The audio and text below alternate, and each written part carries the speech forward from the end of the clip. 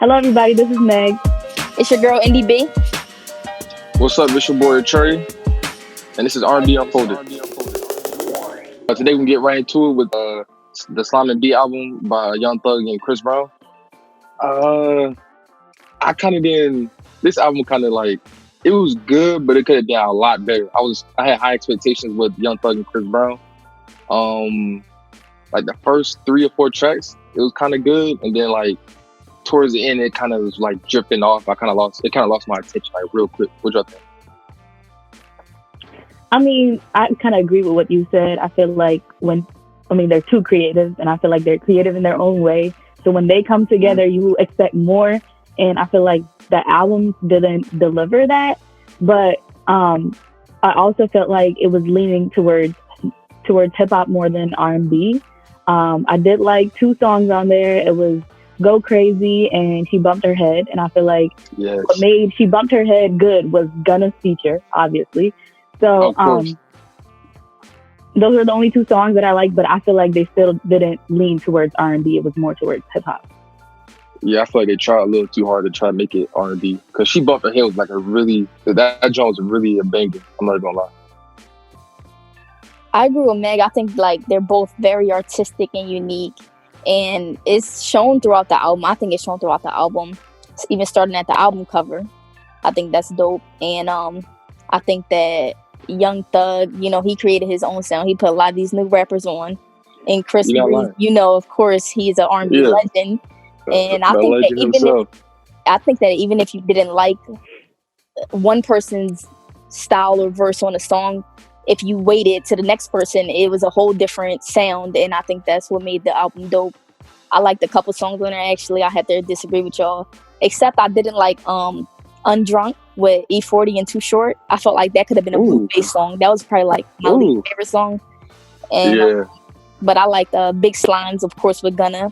I liked both of the songs with Gunna features.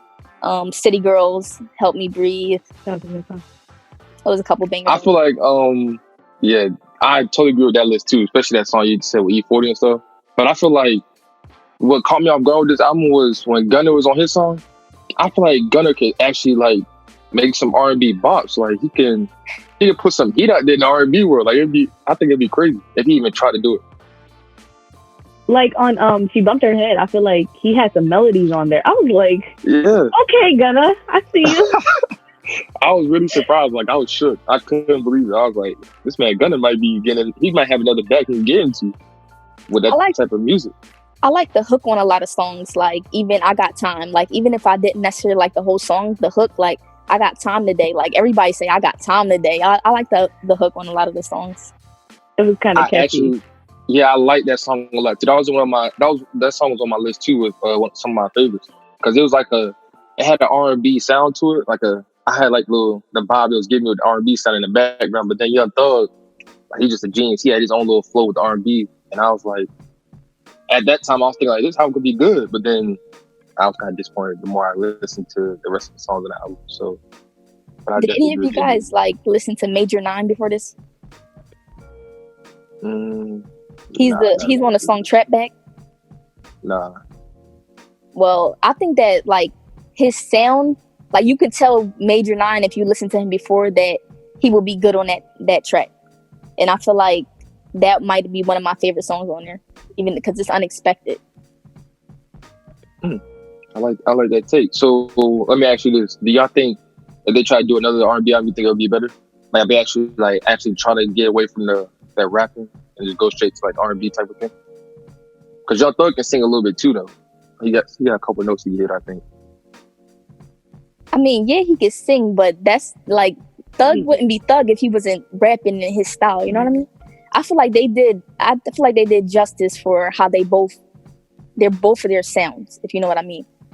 Mm-hmm. Like both of them hit different. You don't want Thug singing and Chris Brown singing. It's just not gonna hit as Thug is ripping and Chris is singing. Oh god, what'd you think, man? I mean, I feel like it was. I mean, Young Thug, he's obviously not gonna sing, but Chris could have went a little harder. Obviously, I mean, he's more of an R&B artist, so I want to see more R&B on there, more than hip hop. But that's just me, my personal opinion. So Yeah. how do you feel about it? You don't think that they gave a little bit on each song? Like Chris was always really singing, and then Thug was. I mean, he was singing, but it wasn't like, it didn't give me like an R&B feel. Like I feel like the album, like it was something that I could like actually put on if I'm like getting ready to go to a party, like actually for real. Okay, that's valid. I just think, yeah, like I think, in my opinion, I think Young Thug could actually do a lot better because like he made other albums that weren't rap albums. Like he made like a little rock star type of thing before in the past, and it was like really good. So I feel like if he actually tried to get into like an R&B bag and just like stick with the regular R&B flows, not like rap, but like a talking, singing type of thing, I feel like he could kill that joint. Like I feel like that's, if they make another album, they can redo it. He can do it a lot better because he already seen what people wanted and didn't want off this album. It can just improve a lot, make a big improvement for the next. I think that our expectations for this album was just way too high because it's Young Thug and Chris Brown. Yeah, exactly. So it's supposed to be that high. It is them two, like, come on now. But so, do you think that they delivered? Do you think that this was like? Oh no. That was a hard no. I don't think so. I think it was not too bad, but I just didn't feel like it was up there. Right. 1 out of 10. What I give it? I would say like a 7. I'm gonna go with 7. Around that, yeah, 6, 7, 6, 7. Okay. Jeez, I grade it pretty high. I give like a 6. I'll say a 6. Just because their names, they're like I give like 3 good songs on there, but their name holds a lot of weight, so I give them like a 6. It was Divine by Elena Perez, which I think. I've never heard of her, but when I did listen to the album, I think it was pretty decent. She starts off with her relationship, how she broke up, and how she was in her feelings, and she talks about how she grew from them and how she matured. I think the whole album talks about her own story. And I feel like that's what made it better. I mean, she has vocals, don't get me wrong, but I feel like, what she's talking about made it better. I agree with that. And I'll have to say that this is the first time I ever heard her too. And I think that her voice is very angelic, and she had very like a peaceful melody on all the songs. It was very calm, and I think it was good vibes overall. She didn't have a lot of features, but the features that she had were like big names, like Nas. Like, who gets Nas on her debut album? And I think that like all 16 songs were pretty good. Like I didn't have to skip any. And I can see her being big R&B. I can see her being big. You think so? Mm-hmm. I think so too. I totally agree with Meg because like I never heard of her before either, and like she did say this was like a healing type of album. Like I agree with everything that you just said, Meg. Like you hit it right on the spot, and album was like really good. Like I felt some of the pain and what she was trying to heal from, like you said, with the relationship and everything.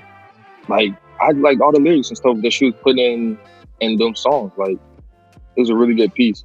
And some of my favorite songs was Morocco, like the second song on the album, and Give Me the Will.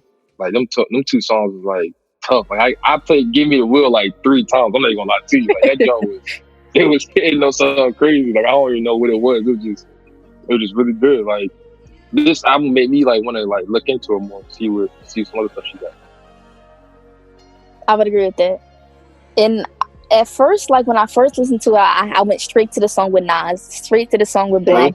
Yeah, to see what it was hitting for, and I was not really feeling it that much. But then when I went from the top and listened to it in order, I thought that it was great. And I started to list my favorite songs, but I was listing all of them at that point. I was just like, yeah, it was just bangers.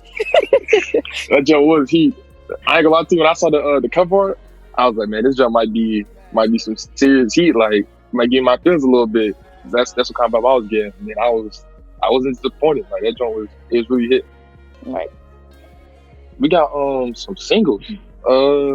Let's talk about Black Dog by Arlo Parks. The song gave me a good little vibe. Like I just wasn't. It was a good vibe, but it wasn't like keeping me like want to listen more. Like halfway through the song, I was like, I was indecisive with it. Like I wanted to turn it on, but then I was like, I want to actually give it a full chance. And then I played it back, and I still wasn't like, it wasn't catching me like that. When I first heard it, it wasn't catching me, but when I started listening to what she was saying, I feel like she has a message through the song. She actually kind of like read about it, and she actually made the song for people who are having mental issues during this quarantine. And if you listen to what she's saying, she has the black dog. Actually, the title is a metaphor for depression. So, and she says like, "Black dog, go away," or something along those lines. And like, I feel like the message was really good.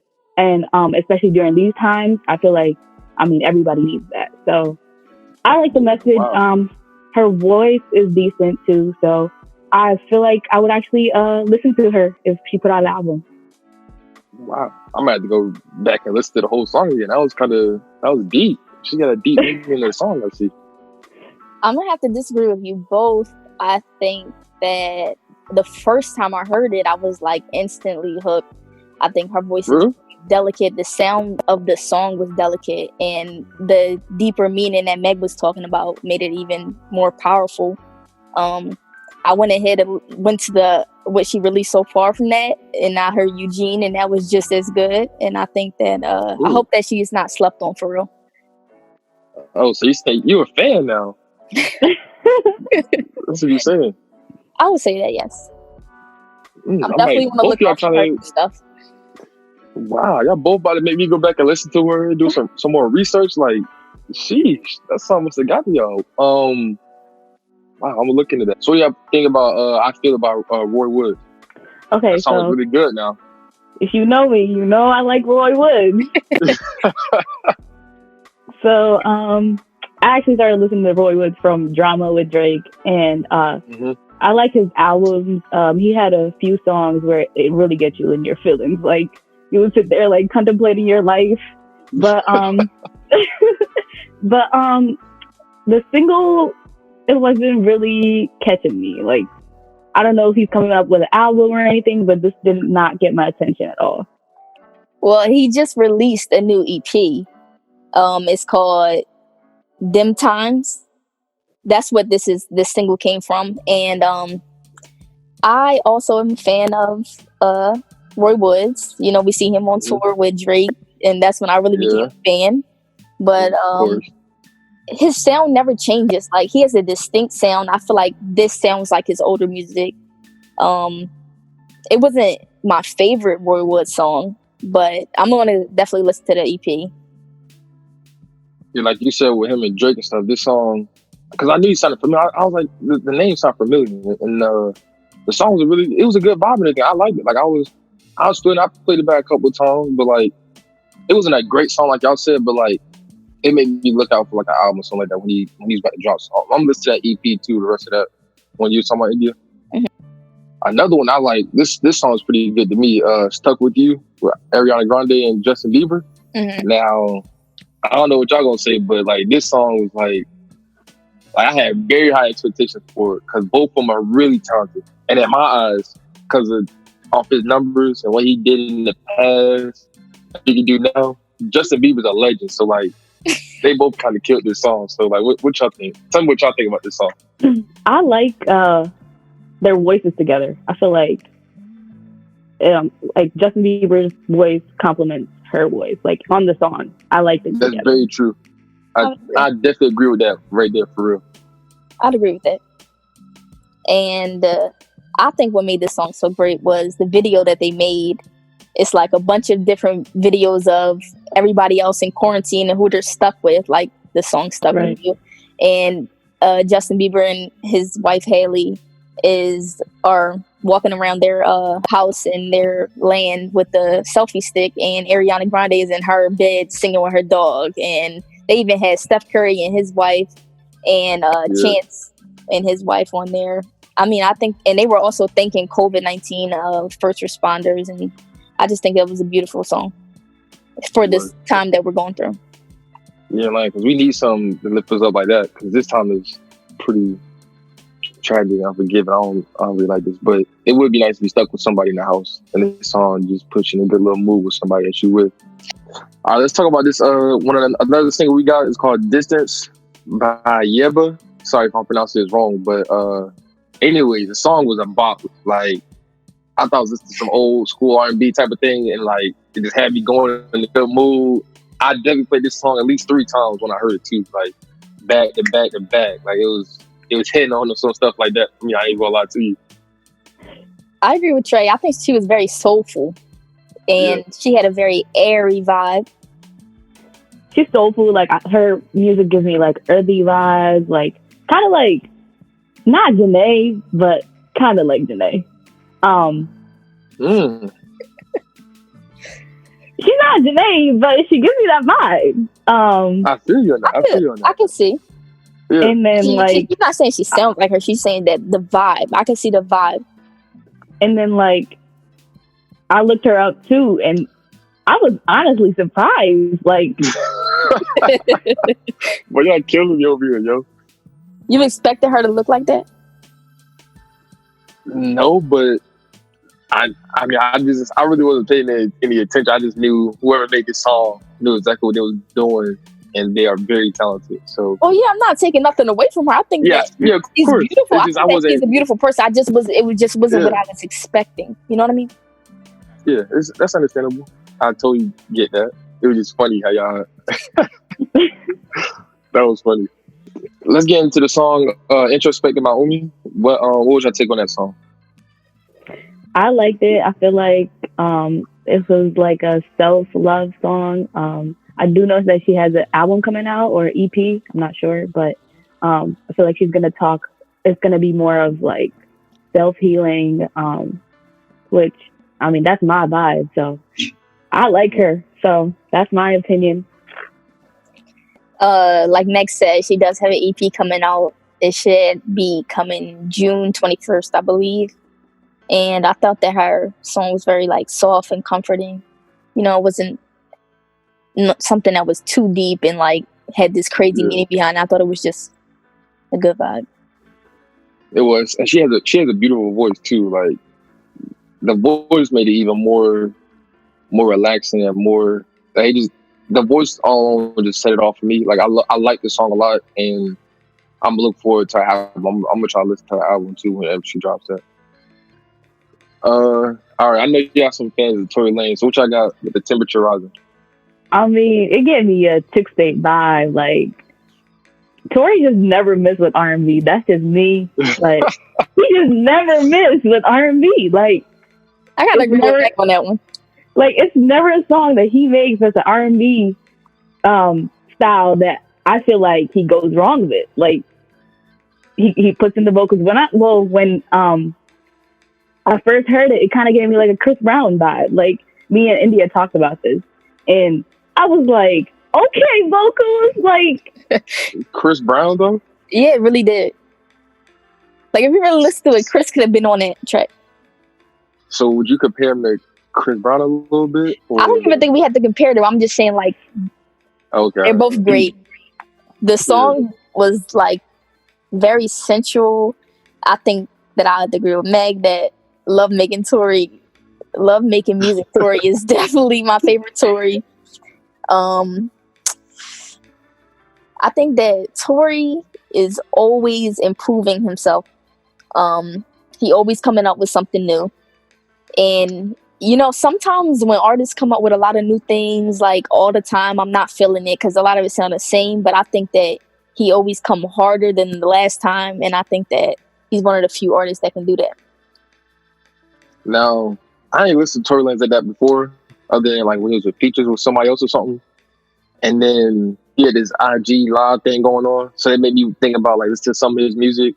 Cause he dropped the album a while ago, and I listened to that. It was pretty dope. But like this song, when I listened to it, I was like, I ain't gonna go all the way far as saying like on some Chris Brown joint, but like it was real good. Like it made me like, all right, Tory Lanez might be doing something. Like he got a little R&B in it like that. I really did not expect any of that. Like it was really good, and I'm like, I guess I'm a little Tory Lanez fan. Like I might have to go listen to some more of his music, go check him out a little bit. I don't know. Hot in here. The temperature was rising. You corny, yo. You I don't know if corny. y'all know, but this was his first song under his own record label. So What? he's doing big things. So Yeah, I'm happy is for making him. moves. And he's Yeah, also I'm very, rooting for him too. I have to say, like, he's one of the most consistent artists, like, of our generation, I feel like. I'd agree. I would have to agree with that. For real? Yeah. Wow. So he's that good then. He's really good. Yes. And the thing is, Trae, a lot of his old stuff was mixtapes. That's probably why you didn't hear it a lot. Like all his mixtapes before this last mixtape was mixtapes, pretty much. So I think you definitely, go listen to all the Chicks tapes. You have to go listen to all of them. The Remix King. Yes. And I stand on it. Yes. So you think from the way y'all talking, y'all think he gonna be like the king of R&B? Possibly. Whoa, I don't know if we're going to do all that, but I'm just saying that he's definitely the remix king, and I think that even his, even though that's what he likes to do a lot, his own music that he creates himself is just as good. So is he he's not just an R&B artist. Y'all gonna ask him? Is he like a rapper or like an R&B type of, or was he mainly here for? Like, what is his main stream really? R&B. Yeah, I think so. But I think his last album was tough. The New Toronto 3, that was rap, and that was tough. A Letter to the City, that's my favorite song on there. He was talking that stuff on there. Yes, he was spitting. I ain't gonna lie to you. That jump was dope. All right, I'm gonna give him some more. I'm gonna give him some more time to listen to his mixtapes, like y'all saying, because y'all making me have some high expectations about going listen to them tapes now. And he's gonna meet your expectations. I have to agree with that. All right, we'll see. We got Ludacris versus Nelly. Now, in my opinion, I was really cheering for Nelly, and I really wanted him to win because I'm a Nelly fan, and I'm a Ludacris fan too, though. But it's like Nelly that dude, but it's like Ludacris kind of won that IG live yesterday. Like they was both playing some heat, but Luda was spitting some rhymes on his old heat. Like, what was y'all opinion on that? Who did y'all think really won that live battle yesterday? I kind of feel like literally almost everybody was rooting for Nelly. But they're both great artists. Like, I mean, they both had some great classics. Like, that was just my whole childhood, literally, in front of me. Like, and I definitely agree with you. I feel like Luda definitely won that. How do you feel about it, Yndi? Of course, I think Luda won. I love Ludacris's flow. I don't know why you're laughing, but I love Ludacris's flow. It's so different. His style is so unique. Like, you don't see nobody else with the visuals that he has for each of the songs is just out of this world to me. Yeah, right. Of course, Nelly had a lot of bangers. Dilemma, that's my song. You want to see my what? Your girls. Like, yo, he just had so many bangers. But I would have to give it to Luda. Now that live was pretty entertaining too. Like it was all good. And then the funny part about it was like Nelly was over there, man. He was acting like a real old head, bro. This man had the bad Wi-Fi. Man was breaking up the whole thing. Teddy Riley. Yeah, bro, I'm saying though. And Teddy had the audacity to tell him something. I'm getting out of here, yo. Like, bro, you just doing the same thing. Like, right. I was really hoping Nelly won though, but it's like I like them both, and they both friends and real close and everything. Like it was a fun vibe though. I enjoyed that live a lot. A lot of good music put out in the R&B world, and I don't know who to decide who put out the best music because Chloe and Haley about to drop soon. So who do y'all think? For me, it's gotta be "Amused in Her Feelings" by Division. That might be my second favorite album, but it's hard to decide. I'll have to say Jessie Reyez, Before Love Came to Kill Us. I can't even pick a favorite song off that album. That's all bangers, okay? All right, well, everybody, y'all let us know in the comments below who y'all think put out the best music, and tune in next time for This Is R&B Unfolded. Bye. All right, that's good.